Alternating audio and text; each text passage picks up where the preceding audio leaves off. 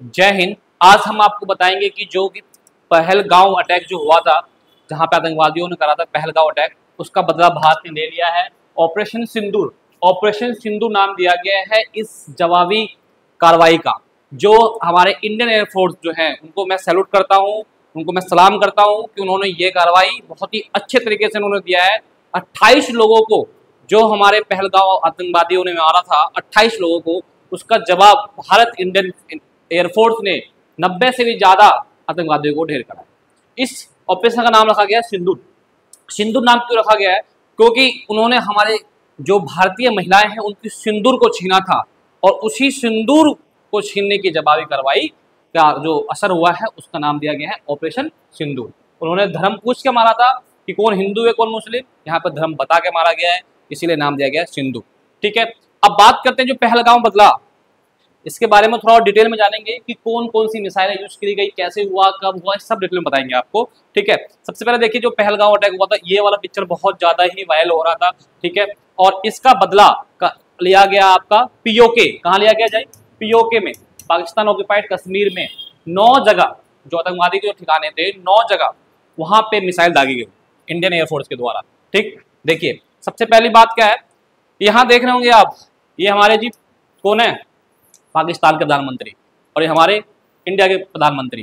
ठीक, इनका जो चेहरा है अब बिल्कुल कैसा हो गया होगा, इस बुर्बक का चेहरा बिल्कुल मासूम कि भाई अब कब, पता नहीं कब कहाँ अटैक कर दे इंडिया, है ना। ये सोच रहा होगा कि अब ये बैठ के सोच रहा होगा कि अब ये इंडिया कहाँ हमला करेगा। ठीक है, तो अब हमारे जो नरेंद्र मोदी जी हैं कोई भी निर्णय लेते हैं सोच समझ के लेते हैं, क्योंकि देखो ऐसा है कि हम बार बार कहते हैं कब होगा कब होगा कब होगा, हो गया हमला। ठीक है, समय आने पर सब चीज हो जाएगा। और ये देखो, ये हमारा जो है ना, ये जहाँ पे हमला करा गया है, मिसाइल दागी गई है, वहाँ का कुछ फोटो आया हुआ है। ठीक है, तो वहाँ का है पाकिस्तान का पीओके का। अब आइए नेक्स्ट, इसमें जो मिसाइल का यूज करा गया है, 2 तरह के मिसाइल का यूज करा गया है। ठीक है, स्कैल्पेजी मिसाइल देख रहे हैं कैसा है ये पूरा, और एक हैमर मिसाइल, हैमर मिसाइल का यूज करा गया है। हैमर मिसाइल और आपका स्केल लीजिए, ये दोनों रफाल जो होता है, रफाल के अंदर, ये देख रहे हैं आप, रफाल के अंदर इनको स्टोर करके और फिर इनको दागा जाता है, अपना टारगेट करा जाता है। बिल्कुल समझ में आ रहा है ना। तो अब इसका यूज देखिए, जो स्केल लीजिए और हैमर मिसाइल है, इसकी विशेषता क्या है, क्या क्या फीचर्स हैं, उसके बारे में हम चर्चा करेंगे। सबसे पहले आप देखिए, ये जो ऑपरेशन हुआ, डेट याद रखिएगा कब हुआ भाई, 7 मई 12:10 रात के समय हम सो रहे थे, और उस वक्त हमारी जो इंडियन एयरफोर्स है वो अपना काम कर रही थी। आप बताइए, आपको कुछ भनक तक नहीं लगा, आपको कुछ परेशानी नहीं हुई। इसलिए मैं तीनों सेना, जल थल वायु, तीनों सेना को सलाम करता हूँ, और आप सब भी तीनों सेना को सलाम करें, और आज का हैशटैग चलाए ऑपरेशन सिंदूर। ठीक, आप देखें, अब बात करते हैं कि जो पहलगांव में आतंकी हमला हुआ उसका बदला भारत ने ले लिया।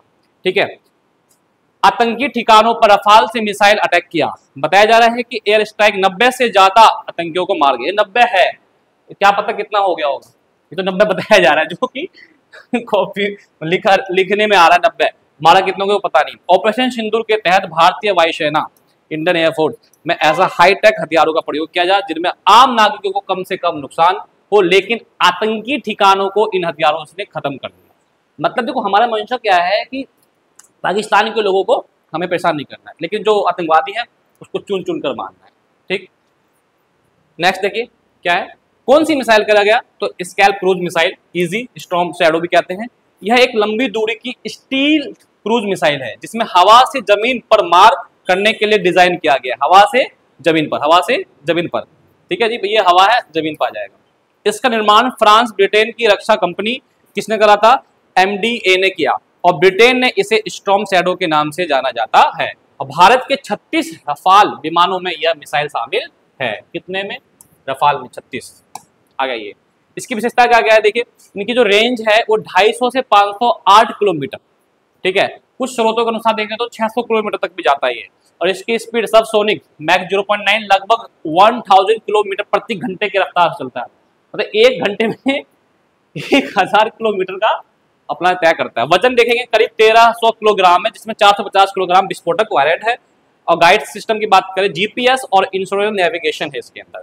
ठीक है, और टेरन रेफरेंस और इंफ्रॉन सीकर के साथ सटीक लक्ष्य निर्धारण करता है। ठीक, और 100 से 130 फीट के कम से कम ऊंचाई पर उड़ान भरती है, जिससे यह रडार से बच निकलती है। मतलब इसको हम रडार में भी, पाकिस्तान भाई आप रडार में भी इसे वो नहीं कर पाओगे, नेविगेट नहीं कर पाओगे। अंतिम चरण में 6000 मीटर ऊपर जाकर फिर से नीचे सीधा हमला करती है। ये डिजाइन ही इस तरह करा गया है ना कि लैस है, टेक्निकल लैस है, रडार पकड़ नहीं पाएगी इसको, इतना ऐसे लैस करा गया है। और इस जहाज को मैं बताऊं कि जैसे कि फायर एंड फॉरगेट मिसाइल है, जिसमें कि लॉन्च के बाद पायलट को नियंत्रण की आवश्यकता नहीं होती। लॉन्च कर दिया, काम खत्म, अपना आप टारगेट सेट कर लेगा। लक्ष्य और उपयोग की बात करते हैं, कमांड और कंट्रोल सेंटर, हवाई अड्डे, बंदरगाह, पावर स्टेशन, हथियार डिपो और दुश्मनों के जहाज के तक ये ले जा सकता है। और स्कैल्प का उपयोग अतीत में इराक ने करा था, लीबिया, सीरिया, यूक्रेन और खाड़ी युद्ध में हो चुका है। इससे पहले भी इसका यूज हो चुका है। देखो अब दूसरा आता है आपका स्टॉर्म शैडो, जो सॉरी इसी का पिक्चर, ये स्कैल्प एजी का पिक्चर है। अब आता है हमारे पास हैमर मिसाइल, जो आपको बात करूं हैमर मिसाइल। अगर हम हैमर मिसाइल की बात करें तो हैमर मिसाइल जो है, इसको इस नाम से पूरा फुल फॉर्म है के नाम से भी जाना जाता है। यह एक मध्यम दूरी की स्टिक निर्देशित हवा से जमीन पर मार करने के लिए हथियार प्रणाली है। इसमें फ्रांस की रक्षा कंपनी, ये भी फ्रांस रक्षा कंपनी सफ्रान द्वारा विकसित किया गया और ये एक मॉड्यूलर सिस्टम है, ठीक है। और भारत ने 2020 में चीन के साथ लद्दाख सीमा विवाद के दौरान आपातकालीन खरीद के तहत इसे अपने रफाल लड़ाकू विमान में हासिल किया था। ये भी रफाल से ही करा जाता है। इसकी विशेषता क्या क्या देखो, 20 से 70 किलोमीटर लॉन्च ऊंचाई और लक्ष्य निर्धारित करता है। और वजन की बात करो 125 किलोग्राम, 250 किलोग्राम, 500 किलोग्राम, 1000 ग्राम, ये तरीके से आता है। तो अलग अलग टाइप के इसके मिसाइल है।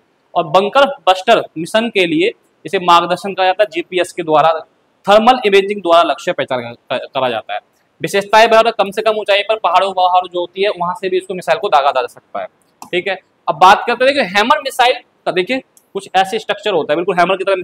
अब हैमर चलाते होंगे ना, तो हैमर नोक किला देखना है कितना ज्यादा है, और इसको कहाँ शॉट रफाल के अंदर इसको इंस्टॉल किया जाता है। यही सब टारगेट को बनाया जाता है। देख रहे सारे, ये सारे हमारे हैमर मिसाइल है।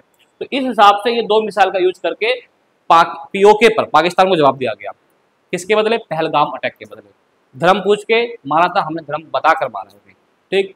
और आज इस वीडियो को इतने ज़्यादा शेयर करो कि सब लोग जाने कि भाई भारत की ताकत क्या है। भारत कोई भी निर्णय लेता है सोच समझ के निर्णय लेता है, जल्दीबाजी में निर्णय बेकार होता है, ठीक।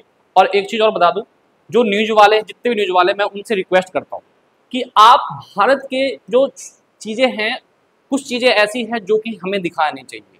जैसे कि कहाँ कहाँ बंकर बने हुए हैं। मैं कल न्यूज़ देख रहा था तो वहाँ पे भी देख रहा था मैं कि जहाँ जहाँ बंकर बने हुए हैं उसको बारे में फोटो दिखाया जा रहा है कि भाई जम्मू कश्मीर में बॉर्डर के पास के इलाकों में, गाँव में यहाँ बंकर बने हुए हैं। अरे भाई जब आप बंकर के बारे में बता ही दोगे तो उनको तो पता चल जाएगा ना कि भाई यहाँ बंकर, वो वहीं अटैक करेंगे, ठीक है। आप हर चीज़ को थोड़ा सा देखिए। जो भी न्यूज़ वाले हैं उनको मैं बताना चाहूँगा, मैं नाम नहीं ले रहा किसी न्यूज़ वाले का, लेकिन आप ये चीज़ें को ज़्यादा प्रकाशित ना करें। जो बंकर वगैरह है उसके बारे में ना बताएं, ये तो छुपने की ठिकाने होते हैं हमारे सैनिकों के लिए, लोगों के लिए। तो इसको थोड़ा सा प्रकाशित ज़्यादा ना करें और जी वीडियो को ज़्यादा ज़्यादा शेयर करें। और फिर से मैं कहूँगा, हमारे भारत माता की जय और हमारे इंडियन एयरफोर्स, जल, थल, वायुसेना सभी के लिए जय हिंद।